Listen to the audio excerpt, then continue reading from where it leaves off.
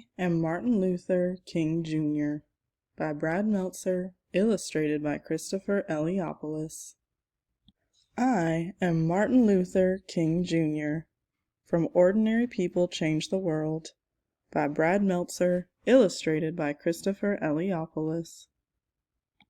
I am Martin Luther King Jr. When I was little, I used to get into a lot of accidents. One day, my little brother hit me in the head with a baseball bat. 2 other times, I mistakenly got knocked over by a car. Another day, I tumbled over our banister, then bounced through an open door into our basement. Whoa! Amazing fall! You okay? I'm okay. No matter how many times I fell, I kept getting back up. Even before I could read, I knew I liked books. My dad always talked about how I kept a lot of books around me. I used to tell my parents, when I grow up, I'm going to get me some big words. There is a power in words. Big words were in my future. When I was 6 years old, one of my best friends was a boy whose father owned a store across the street. Tag, you're it. No, you're it. No, you're it. No, you're it. My friend was white. I was black. It didn't matter to us. We would play games and have fun together. But when we started going to school, everything changed. He went to a school where all the kids were white. I went to a school where everyone was black. Soon after, he told me, "I can't play with you anymore." Why? My dad said so. He doesn't want us being friends. But why? You're one of my best friends, aren't you? Aren't you? I didn't understand. It didn't make sense. At dinner, my parents explained, "It's because you're black and he's white." I was so mad that day. How could someone treat me differently just because of the color of my skin? I wanted to hate my friend and his father. But my parents told me to do the opposite, that I should love my friend even though he hurt me. They taught me that it's better to have more love in your life than more hate. Then my mother taught me one of the most important lessons of all. You are as good as anyone. You must never feel that you are less than anyone else. I wanted to believe it, but every day I saw the opposite. I saw you could be treated unfairly just because of the color of your skin. If you were white, you went to a good school with great playgrounds and plenty of books. If you were black, your school was small, sometimes with no desks or even windows. Check it out, a playground! Check it out. Where's our playground? It wasn't just the schools. Black people had to use different water fountains, different elevators, even different bathrooms. In fact, on a hot day when everyone wanted ice cream, if you were white, you could sit at the counter and eat from a nice dish. But since I was black, if they served me at all, it was through a side window, and they put my ice cream in a flimsy paper cup. This ice cream is perfect! This ice cream is melted. It got even worse when I was 14. I had just won a speech competition. My speech was about being fair to all people. I was so excited. Then on the bus ride home, a few white people got on board. "You need to give up your seats to the whites." At first I stayed put. It didn't seem fair, but my teacher convinced me to move. We spent the rest of the ride standing and getting tossed in every direction. It was the angriest I have ever been. Every day, this is what life was like. Black people were treated terribly. The only question was, what could I do about it? At the age of 15, I started college. By 19, I became a minister and entered seminary school to study religion. Over those years, I read the works of Henry David Thoreau and Mahatma Gandhi. Thoreau taught me about civil disobedience, how an evil system could be changed without violence. Gandhi opened my mind to the power of nonviolent resistance. What's that? Love. It's using love and peaceful methods to change unfair things in society. It was a lesson I wanted to share with everyone. In no time at all, I got my chance. In Alabama, a black woman named Rosa Parks was told to give up her bus seat to a white man. It was just like what happened to me. But unlike me, Mrs. Parks refused. She was arrested. Early the next morning, I got a phone call from a local community leader. It's time to take a stand. We should boycott the buses so everyone knows that we won't accept this treatment anymore. You know that's not going to be easy. Do not ask if it's easy. Ask if it's right. It was just like Thoreau taught. Instead of using violence to protest unfair rules, black people would use a peaceful method. We would not ride the public buses. Without our money, the bus companies would go out of business. Now the only question was, would it work? On the first day of the protest, my wife called me to the window. The buses are all empty. It's working. We had to keep it going. As the head of the bus boycott, I gave one of the most important speeches of my life. The room was packed. Camera crews were filming. I had only 20 minutes to prepare. I didn't use notes, but by speaking from my heart, I found out how big words can be. We are determined here in Montgomery to work and fight until justice runs down like water and righteousness like a mighty stream. When the history books are written in the future, somebody will have to say there lived a race of people, a black people, who had the moral courage to stand up for their rights.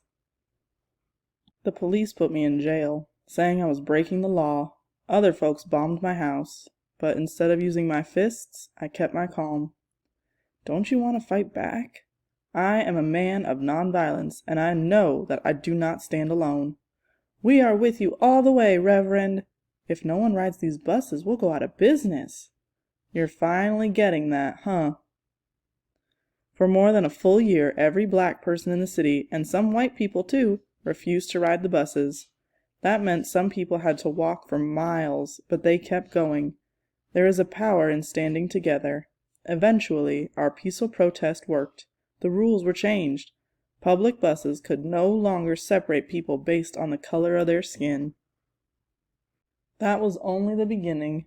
Soon, our peaceful protests sparked other peaceful protests.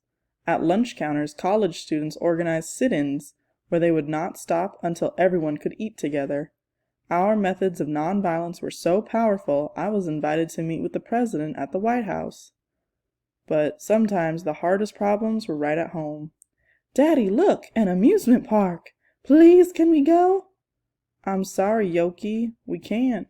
Funtown is not open to black people. Seeing my daughter cry was one of the most painful moments of my life. It only made me work harder for change. Was it easy? Absolutely not. During one protest in Birmingham, Alabama, the police again arrested me and locked me in a dark jail cell that only had one window. Someone slipped me a newspaper in which white religious leaders had written an article calling us lawbreakers. Someone then snuck me a pen. In that jail cell, I wrote my own response in the margins of the newspaper and even on toilet paper. Injustice anywhere is a threat to justice everywhere. My letter from Birmingham jail was soon published as a pamphlet. Then it was in magazines and newspapers. Today it has been read by millions of people. Like I said, it's amazing how big words can be. Our message was so important, even kids your age joined us. In Birmingham, during the Children's Crusade, more than 1,000 kids, some as young as 6 years old, showed up to march. What do you want? Feed 'em! The first day, the police arrested 900 of them. The next day, 2,500 children showed up, ready to go to jail. This was our finest hour. Enraged that we were not giving up, the chief of police told the firemen to spray the children with water hoses and attack them with dogs. They thought it would stop us. But instead, as the whole country watched on TV what they were doing to our children, it was a wake-up call for the nation's conscience. How can they treat little kids like that? That's not right. We need to help them. 90 days later, the rules began to change. Now blacks and whites in Birmingham were using the same lunch counters, water fountains, and restrooms. You could feel it in the air. More change was coming.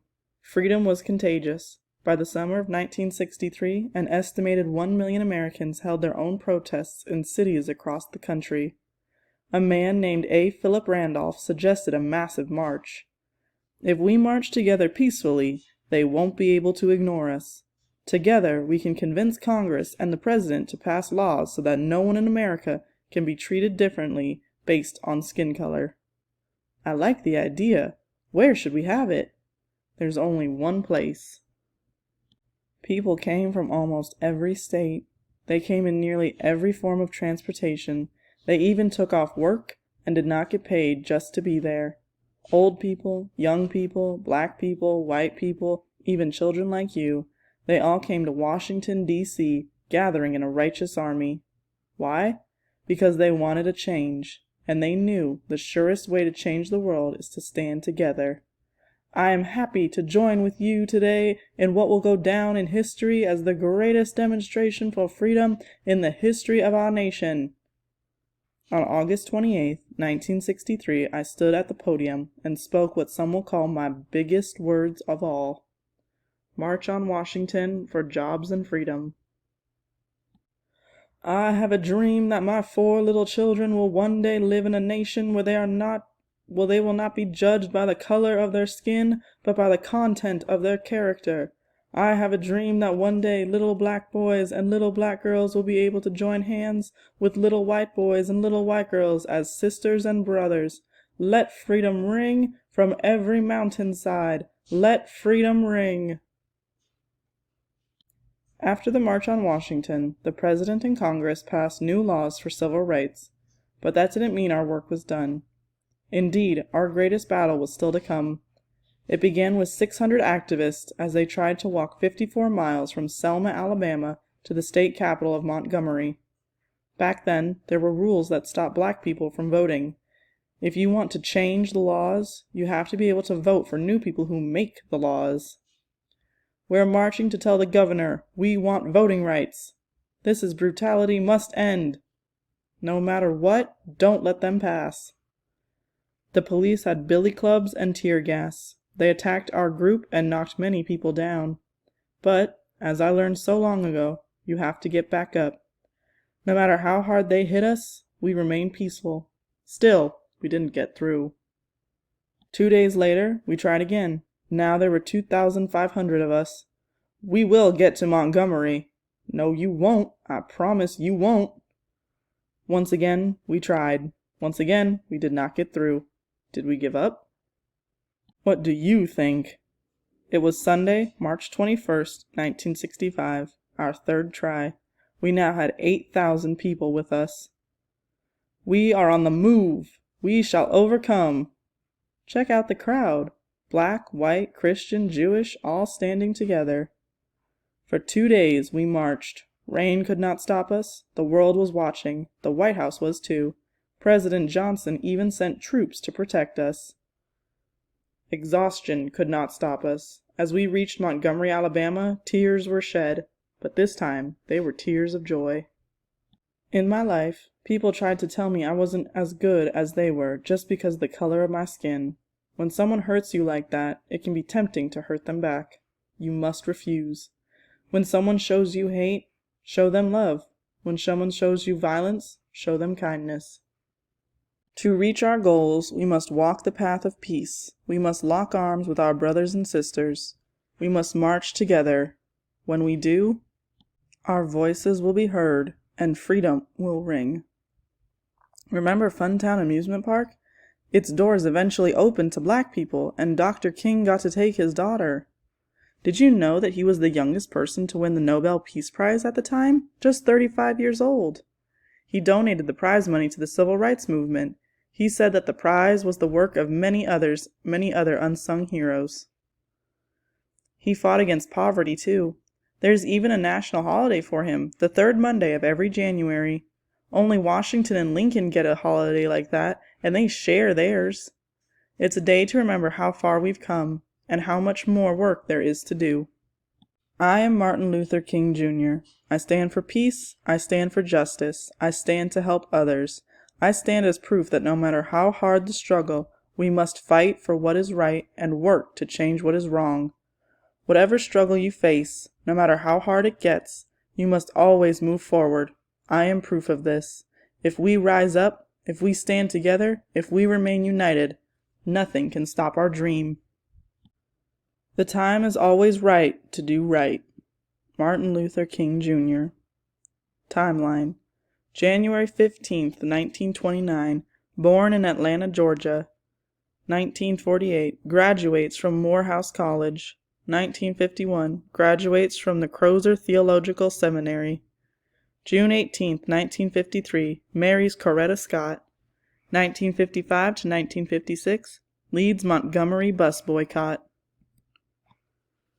April 16, 1963, writes letter from Birmingham jail. August 28, 1963, I Have a Dream speech at the March on Washington. December 10, 1964, receives Nobel Peace Prize. March 21st through the 25th, 1965, Selma to Montgomery March. April 4th, 1968, killed in Memphis, Tennessee. 1986, Martin Luther King Jr. Day, first observed.